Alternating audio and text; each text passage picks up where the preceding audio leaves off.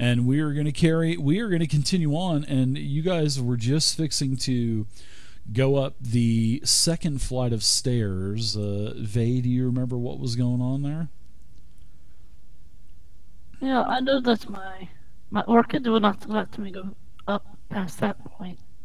I noticed that he was carrying something else too. I can't remember now Yeah, what it was. it was Feather. yeah. Thank you very much, Seaman Shen. Yeah, Wait, what was it? it was a parrot feather, like a Oh, yeah, that's right. long ass tail feather.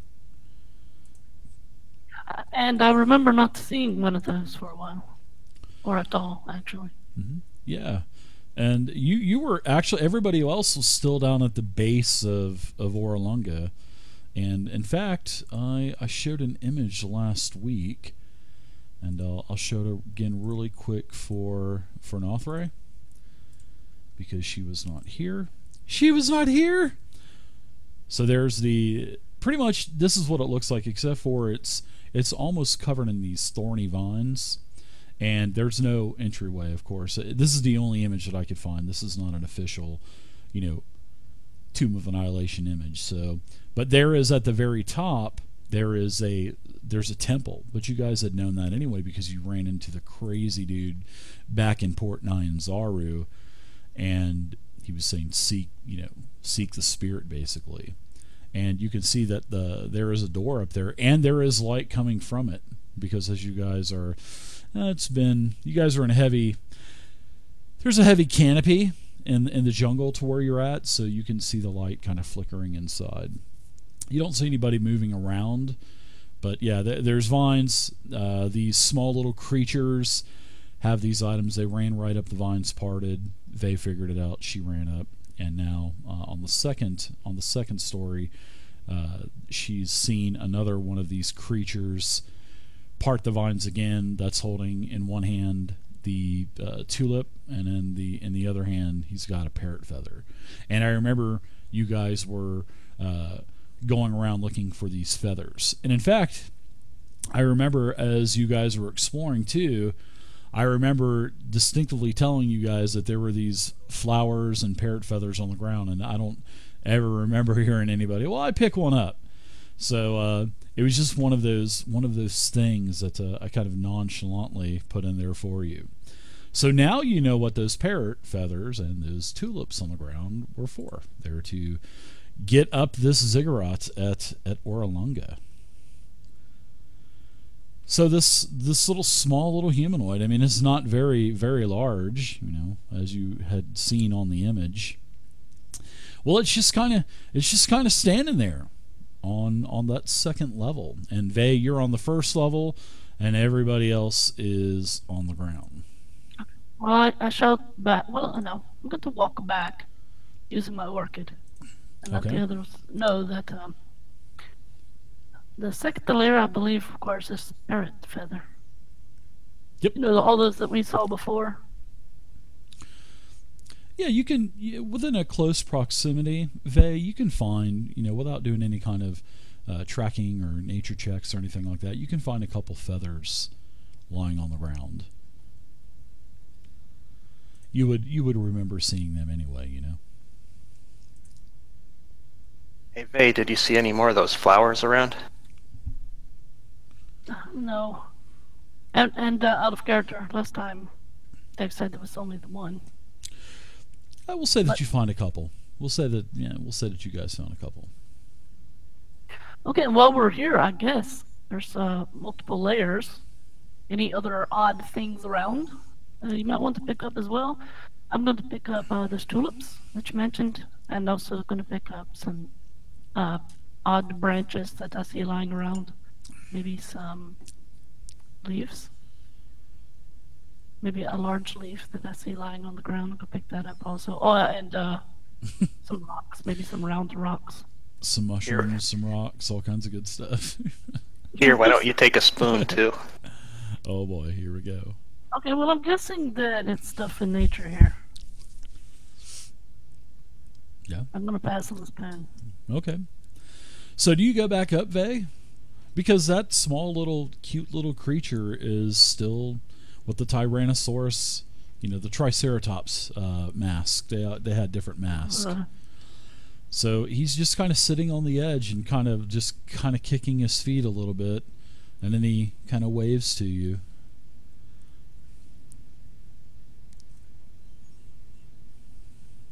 Yeah, I'm gonna go up to the first level, back to where it was. Sure. Yeah, you walk right up. No problem at all.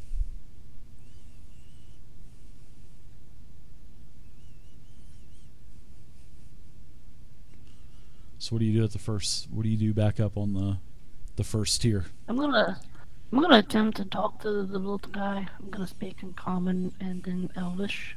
I wish I knew Fae. Okay. Well, Brigand, but I don't. yeah, this creature just kind of looks at you and gives you the, you know how your dog will just look at you and tilt his head. Now, whenever you start speaking Fae, that's when the creature starts to. Okay, I thought you said you were. That language. Oh, okay, I said I wish I did. Oh, okay. Yeah, it just kind of looks at you. But we'll say that when you start speaking Elvish a little bit, because Elvish and Fae are kind of similar, it kind of you think it might understand you a little bit as it kind of tilts its head like a dog, you know. And what are you saying to it? Just greeting him, introducing myself and my companions. Oh, he says that his name is Chwinga, and he says that in a offshoot type of Elvish that you can understand. He says that he and his friends are named Chwinga, and above him you can see the second Chwinga that has the parrot feather and also the flower, and then on the third tier above them, you know, you kind of look at it a little bit strangely, and you're like, whoa, what is going on there?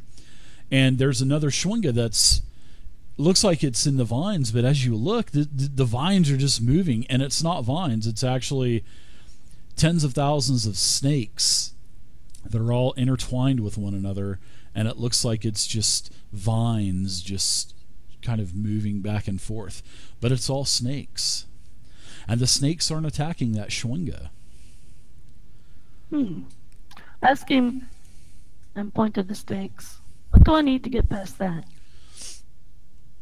He just looks at you, and he holds up the parrot feather, and he also holds up the flower. Thank you so much. Okay, that's for the sub. Appreciate it. The orchid that I already have.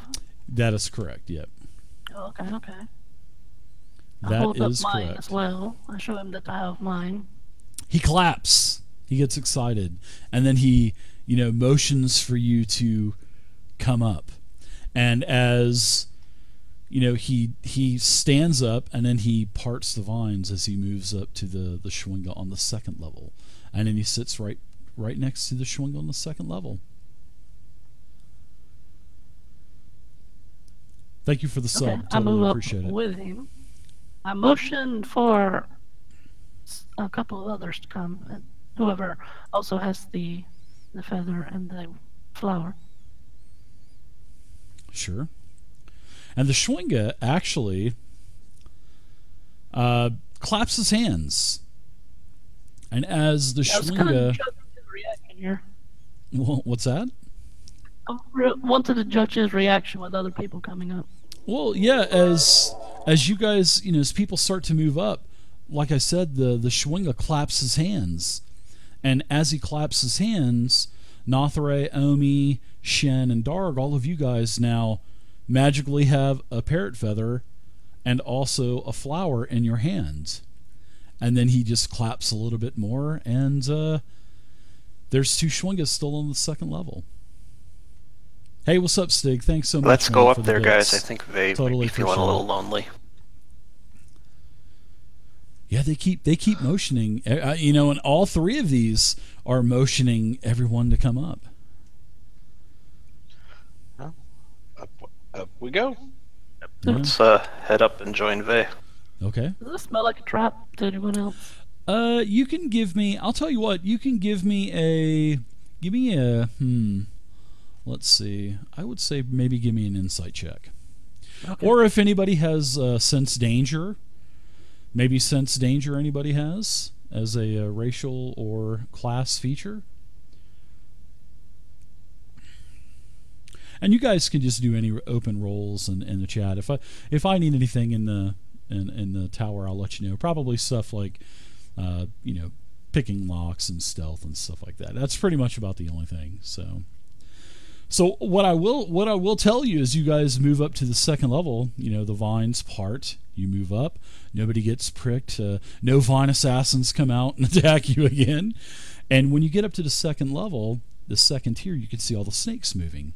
Well, this third Schwinga, he has a mask of like a mongoose, and he has the same parrot feather and the orchid as you guys have. And the two Schwingas that were sitting down, they stand up and they go up to the third tier, and the vines part again. So now all three of these Schwingas, these cute little Schwingas, they're all sitting up there just motioning you to come up. And you guys are still on the first tier of the ziggurat, so. All right, I'm going to proceed. Okay. So as you very closely. Yeah, thanks again, Barbarian. Totally appreciate it, man. Okay, you follow. So Vei and Seaman Shen, you move up to the second tier. And as you move to the second tier, you both notice that all three of these Schwingas, they're going to start moving through this third tier on the ziggurat. And before they do that, all three of these Schwingas, almost in an exact unison, they take the orchid that they have in their hands and they basically they grab one of the snakes, they smack it with the orchid, and now it looks like the snake is trying to, it's mad and it's trying to strike him. And then all three of the Schwingas, they kind of turn the snake over and then they just stroke the snake's flank with the feather to calm it down. And when this happens, they actually set the snake down.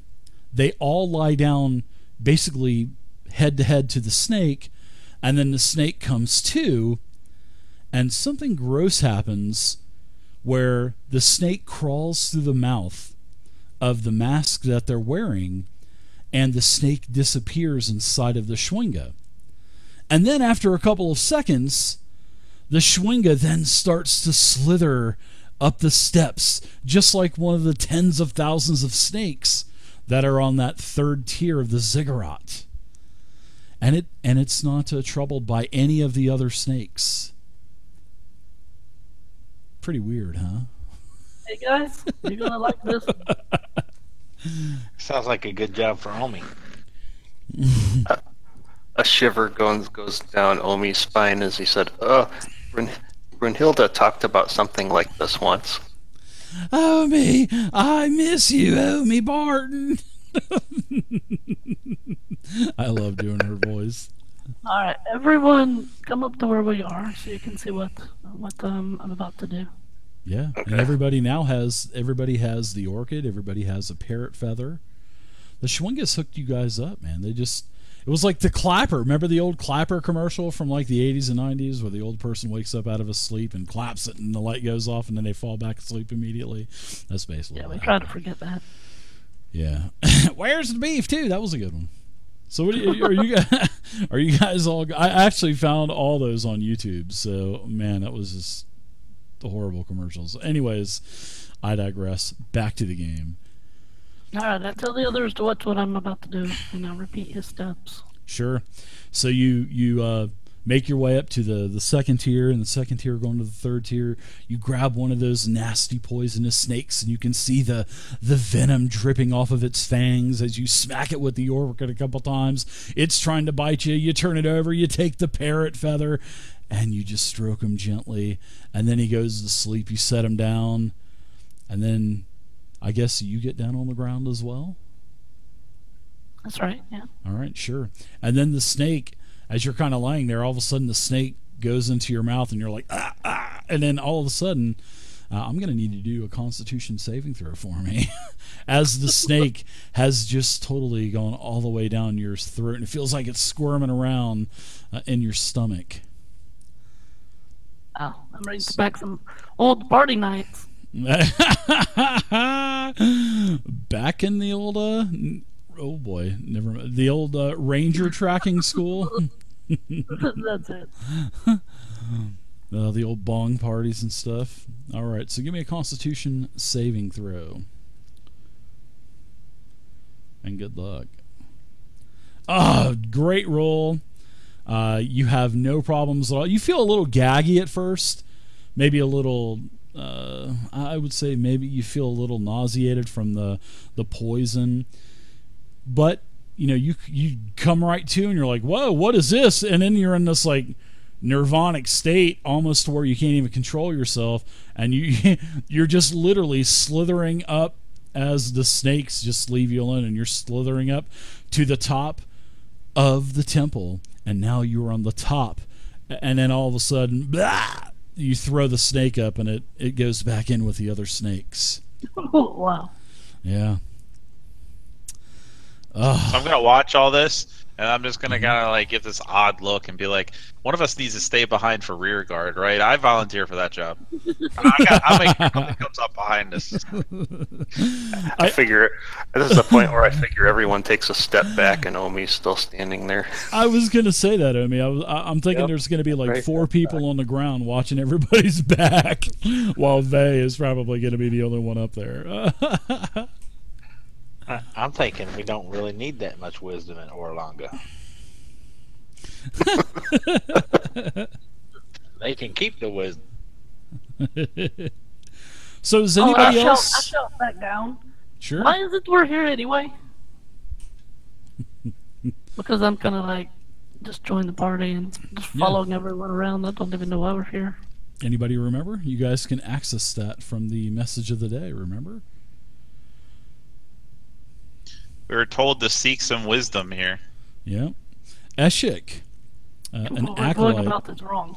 Yeah, you From guys. an alkalite of Savras. Yes, you guys ran into this Eshik. He was under some type of strange, maybe magical or maybe some kind of alchemical influence, and he came up to you and he said, "Oh, speak to the wise guardians of Orlanga, east of Mabala.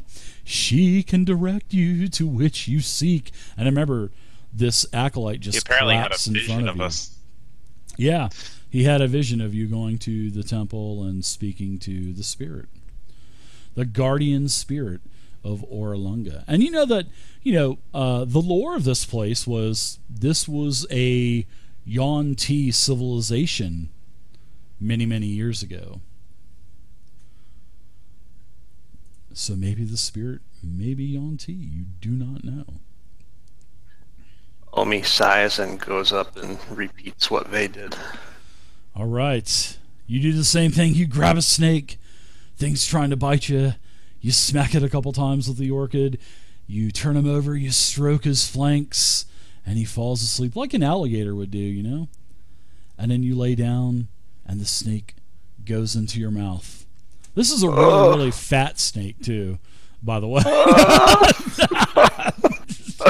And extra long, of course. Right? An extra long and fat snake. And so give me a DC 10 saving throw, Constitution saving throw, me.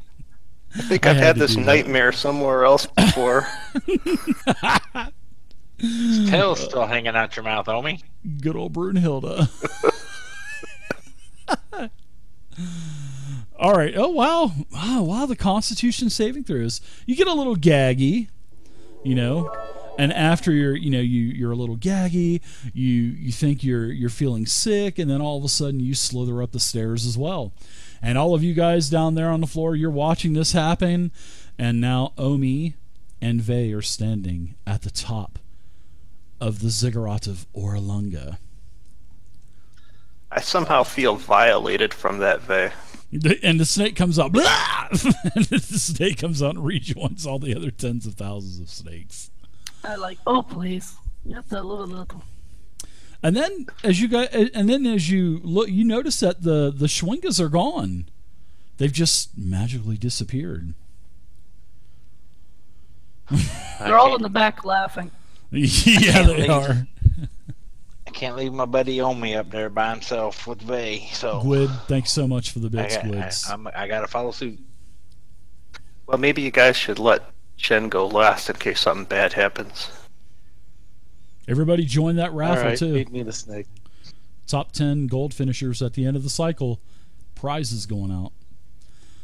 All right, so who else is going up? Anyone? Was that Nothray? Nothray, I'll take a snake. Nothray. Yeah, Nothray's had some party times down in the Underdark. So let's get your DC 10 Constitution saving throw. Probably shouldn't have had to tell you the DC, but that's okay. DC 10 con saving throw. No problem at all. You've had plenty of party nights like this in Menza Baronzon or Velkenvelv or wherever you're from in the Underdark with the other drow. So you slither your way up as well. So now we have 3. Anyone else going up, or is everybody gonna kind of hang out with Darganoth down on the ground level and watch everybody's back? You can do this, Darganoth. I know you can. Top 10 places on the leaderboard will get physical and digital rewards. I really think one of us needs to make sure nobody sneaks up here, you know? All right. Are you sure? So there's a shrine up top of this ziggurat. And, you know, as Omi, as you're yelling back down to Darganoth, this says, you know, the shrine up here it's a rectangular structure made of brick. And outside on the walls are decorated with all kinds of symbols of some type of god. I mean, you guys could do if anybody has religion, you can go ahead and give me a religion check. And if you're not proficient with any kind of religion check, then you can give me a wisdom check with disadvantage. How do you want to do Omi's half proficiency with it? Just a regular roll. That'll be good. I've got religion. Sure, if you got religion, you can definitely make it as well. And if you have religion, you can do it with advantage. I'm sorry. So you can go ahead and roll that again, Nothray. Oh, look at Vay. She remembers this. Actually, all 3 of you guys notice that this is all these symbols, the decorations that are on this rectangular building, they're of Ubtao. So it is the deity of Ubtao. Well, it's not even really a deity. It's like all kinds of heart symbols and whatnot. And we'll get back to that in just a second. But you guys are, noticing that this door is open as well, and it is almost, I don't want to say brightly lit, but it's between dim and bright, and it's just a barren room. And as you guys are kind of moving around out there, you notice that there are a couple of individuals that are inside of this shrine. So you guys notice that there are a couple individuals. One is a human for sure. He's a pretty tall individual, got long flowing hair, and there is also a dragon type of man, and he has a tail, and he has the most amazing sword you have ever seen. And Nothray, especially you, Nothray, being a paladin, you recognize this sword as a holy avenger. I mean, it is like the end-all be-all of power for a paladin almost. And you know that he has one of these holy avengers that's on his back. Yes, a purple name with about 3 or 4 asterisks past his name, saying that this creature cons deadly to you. So I bump the guys and I say, "Guys, pretty tough. He's got the sword of all swords." Yeah. He's got a holy avenger. No need to do any kind of history check or religion. No, he's got a holy avenger, and he's not even a human. He's like a walking dragon, man. He's not even really as tall as the human that's in there. He's probably about half his height, but that sword is just massive, man. That sword is beautiful. So look at a dragon dwarf. No, sort of like a maybe a half lizard man. I mean, for size, because lizard men are and troglodytes they're pretty tall. So I'd say he's probably about 2/3 the size of one of them. And in fact, I think I might actually have a couple of images, maybe. Okay, here's what the human looks like. And do I have an image? I do! And here is what the half dragon man kind of looks like. I have images. Yep, dragon dwarf. Yep, dragon dwarf. But they're standing there, and it looks like they are conversing with something or maybe someone that you cannot see.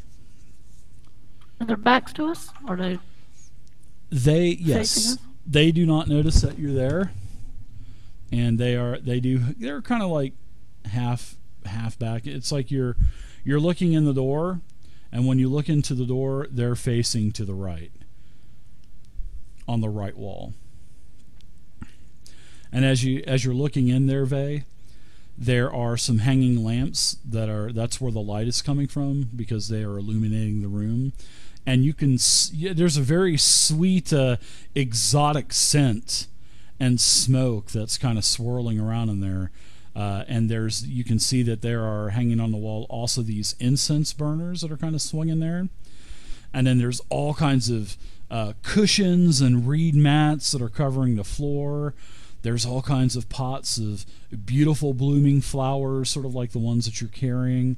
They're lining the plastered walls, and there's a couple of cages of singing birds that are in there, and some birds that aren't even in cages that are kind of flying around from plant to plant, sort of like hummingbirds or something like that. Hey, Vay, do you want to sneak in and see if you can see what they're talking about? I'll do it. I'll hold that a second. I tap you with a spoon real quick and cast enhance ability for dexterity on you.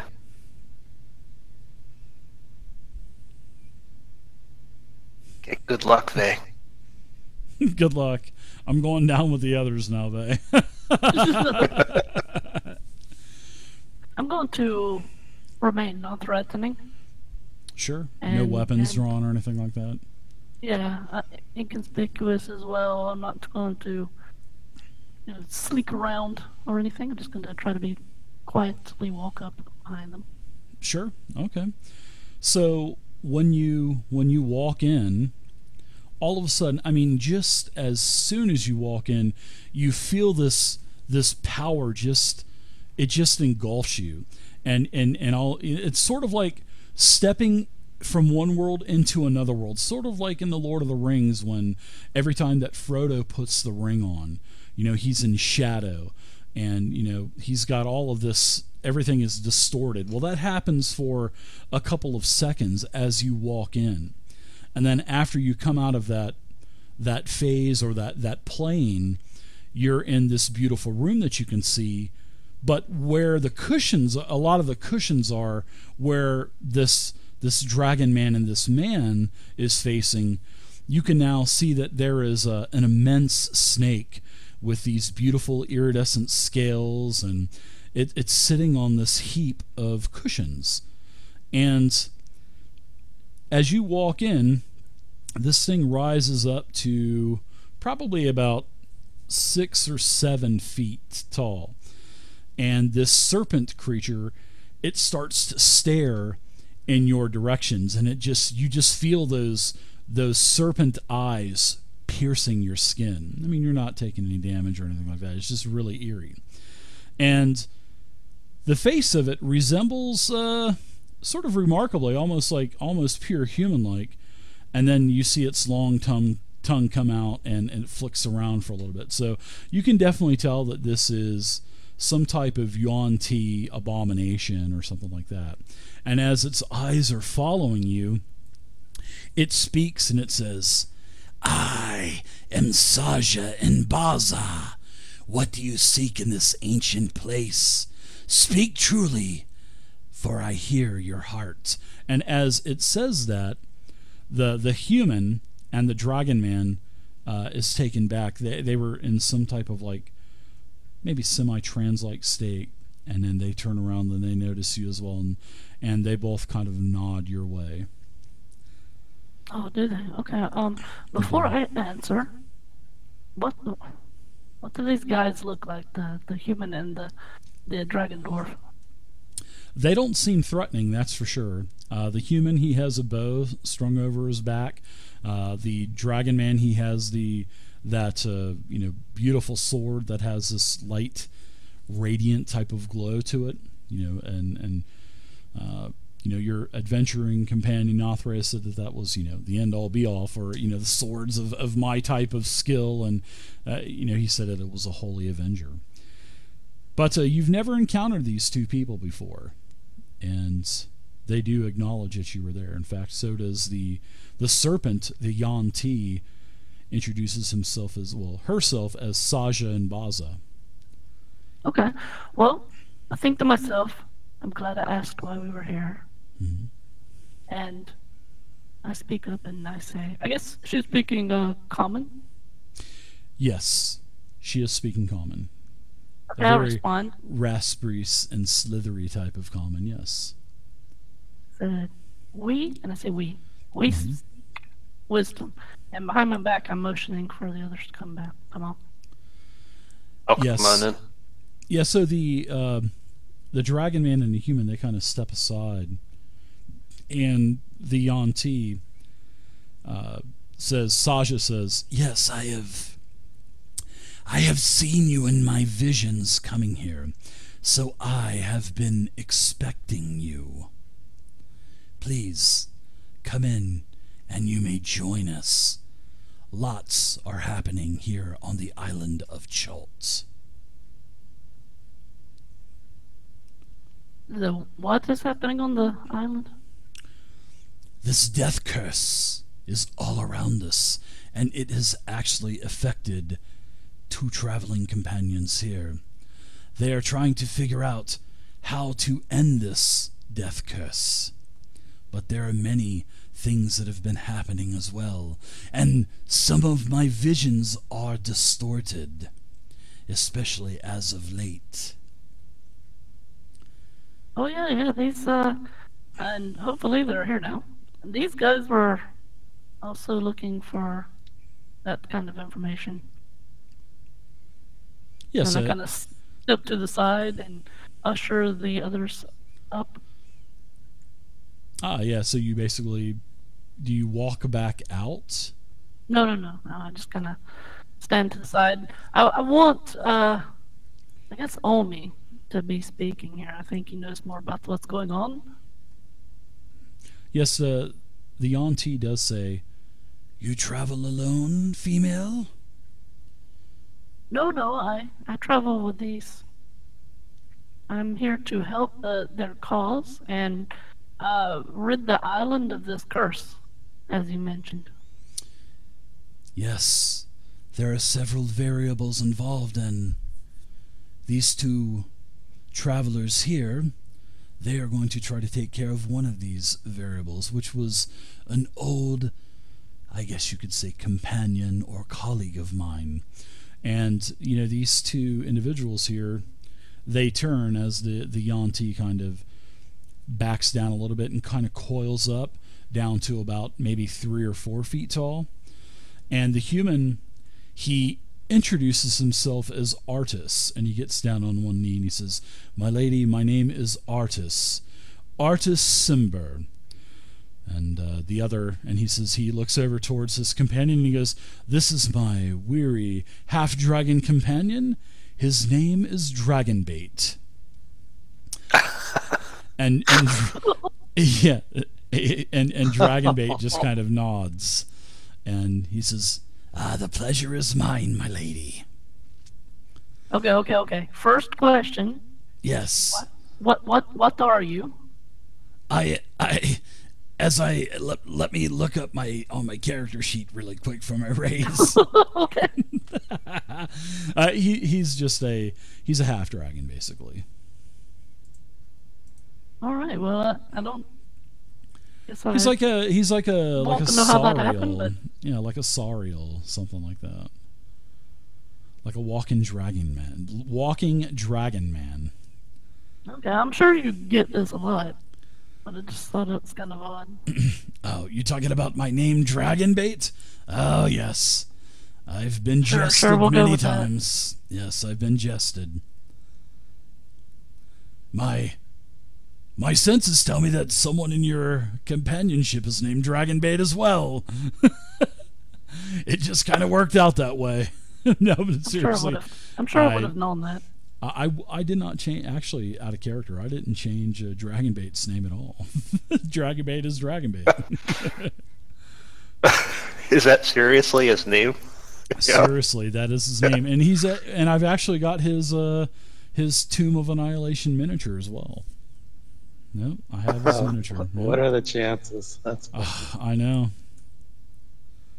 So both this Artus Cimber, and you can see that this Artus Cimber has a ring on his finger. He has these thin leather traveling gloves on, and you notice that he has this beautiful ring that is kind of glowing, has a blue glow to it. And he tells you that he and his companion here, Dragonbait, they are going to try to end the life of a Rosni. And this Rosni is scheming to end the world from their lair. And their lair is in Omu. And Omu is here on Chult, on the island of Chult. And this is one of the things that's been blocking the vision of the actual, the spirit here inside of the temple, Saja. And she doesn't really know much about this death curse, although she does know that it's happening.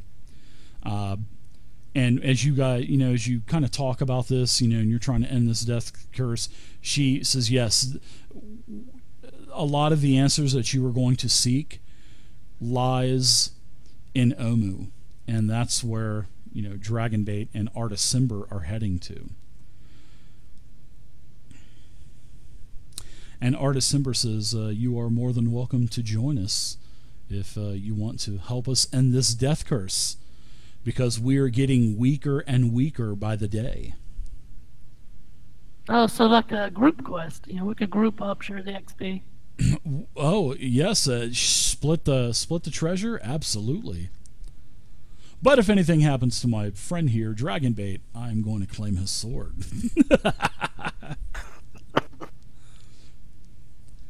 Beth Ray's got her eye on that sword. Oh, I bet. Well, our quest actually is to destroy this soulmonger thing, whatever it might be, and end this death curse as well. So perhaps we should team up. I've had a vision, my friend. This soulmonger, yes. This soulmonger is immense evil. How do you know of this soulmonger?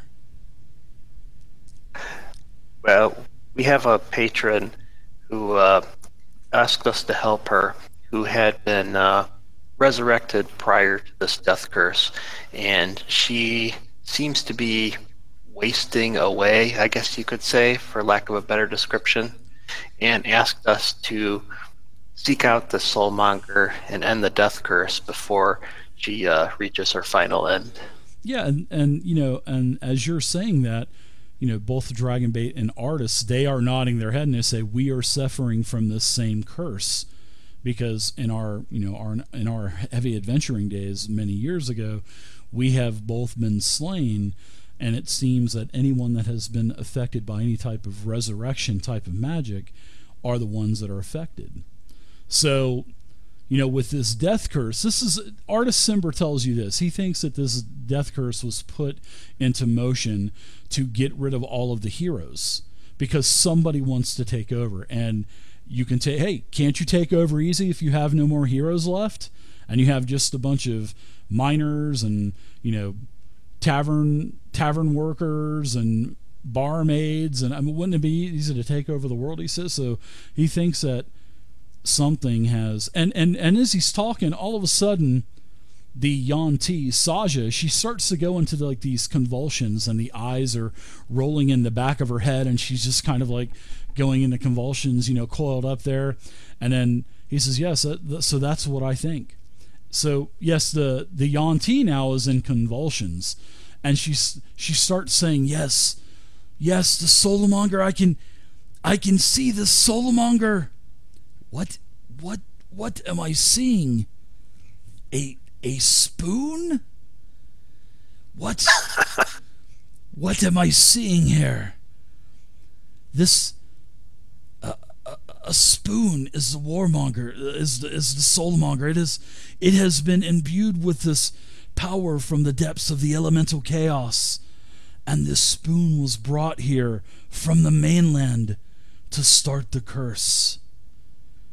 So the soulmonger that you're looking for is a spoon? Is this snake for real? Yeah, she is. I had to say that, Naomi. Yeah. What? The soulmonger is a spoon? That's what my vision tells me. This is the first time that I've seen it. Maybe one of you has imbued me with the gift to see the soulmonger. One of you that is in my presence. And she just kind of looks around the room. How dare anyone do that to a spoon? They're gonna pay for this. Yes, you must destroy this spoon, adventurers. You need to destroy this spoon and end this death curse. How can someone imbue you to see this? I don't know. That's just what the dungeon master's saying, young lady. No, she says that one of you that has just came into her presence has basically given her the gift to see more than what her visions have allowed her to see. So someone or all of you have actually helped her envision this prophecy that she had. And it is a spoon of immense evil that has been brought here to Chult. And she says, this spoon was brought here by an orc. Or a half-orc. My vision, I see an orc. It could be a half-orc. But this half-orc brought the spoon to Chult. And now they are in Omu. And they are conspiring with Rosni, with the Rosni that lives there, and the other Yuan-Ti. So you must go to Omu. Find this soulmonger, this spoon of evil, and destroy it so the heroes can continue to live. You guys weren't expecting that, huh? Well, I'm in. No one does that to a poor defenseless spoon. I hope you're not going to try to... Oh, whoa, wait a minute here, there. What's your name there? I'm sorry. Pale-skinned? My name is Omi Barton. Perhaps you've heard of me? I can't say that I ever have, and no, but you need to destroy this spoon, Omi Barton. You need to destroy it. Destroy it feverishly, because if you don't, Artus Cimber, Dragonbait, and all the other heroes of Faerun will die eventually. Don't try to save the spoon. Destroy. I said destroy it. A kind of frown goes over Omi's face. Really? Destroy? Do you need me to draw a picture for you? Yes, destroy it. Destroy this cute little spoon with big blue eyes and hands and feet. This thing is of immense evil. You need to destroy it. You need to look for Omu, which Omu lies between the peaks of flame and the valley of lost honor. And as she says that, all of your maps start to unroll and they appear in front of you. And let me show you where she is speaking of. So You know what? And while she's doing this, I'm looking at her, and I'm looking at Tommy, and back and forth. We're doomed, aren't we? Did you say big blue eyes? I said big blue eyes and big eyelashes, and he can speak. Oh, he has a very evil tongue. He speaks in tongues of the elemental chaos, and you must destroy this orc as well because they are bound together. So as your maps, basically appear in front of you, they unravel, and they're just floating there. The spirit of the Yuan-Ti has immense power. So as you're looking at your map, below the wreck of the goddess, Artus Cimber and the Yuan-Ti and Dragonbait say that Omu is somewhere down in this unexplored region. Their scouts have actually had tracks that lead that way. And in fact, you guys are going to get some of the map uncovered, which I will uncover for you now. Just give me 1 second. So if you guys have anything to talk about or ask any questions, do that now. You wouldn't happen to know the name of the spoon, would you? Don't put a name to it, Tommy. It's harder to kill something after you have a name on it. Yeah, just don't name it. Wait, is Shen here? No. Yeah. Yeah. She says the spoon is named the Soulmonger. She does not know of a name for the spoon. She just thinks that it was created in the depths of elemental chaos in the mainland and was brought to Chult. It was unclear to her until both Vey and Omi were in her presence, and that's when she had another vision. But down here in this shaded area around here, this is supposedly where Omu is located. And like she said, and also Artus and Dragonbait, it's located somewhere between the Valley of Lost Honor and the Peaks of Flame. And you can, and Artus is actually, these undead markings, these skull and crossbones, these are major areas of undead. And he says, if you travel through this, be very, very careful and wary, because the undead are relentless in this region, in those regions, actually. Yes. I mean, you're coming too, right? You guys can see the map, right? It uncovered everything for you? Oh, yeah. Yep. All right. What were you asking, Vey? I told that guy he's coming too, right? Yes, we are heading towards Omu. We may need to get some supplies first, but yes, we are going to be going to Omu. That is where the prophet has told us to go. So you guys know that this immense power is in Omu. Omi is just standing paralyzed with one of those looks of slowly dawning horror on his face.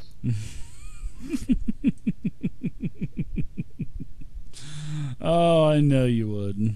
I know you guys weren't expecting. What an evil that. DM. What a dick DM move, right?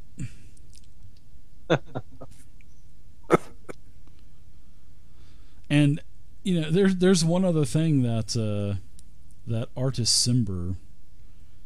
This is my friend. Did you say that your name was Omi? Omi Barton? Yes, it is. My name is Omi Barton. I I don't know what that is, but I do believe that I saw a wanted poster for you, my friend, back in Port Nyanzaru just a couple of days ago before we left. There was he looks over to Dragonbait, and He says, Dragonbait, what was that wanted poster for? It wasn't wanted for, say, evil deeds or, killing or murder. It was wanted as a missing persons poster. And someone is looking for you.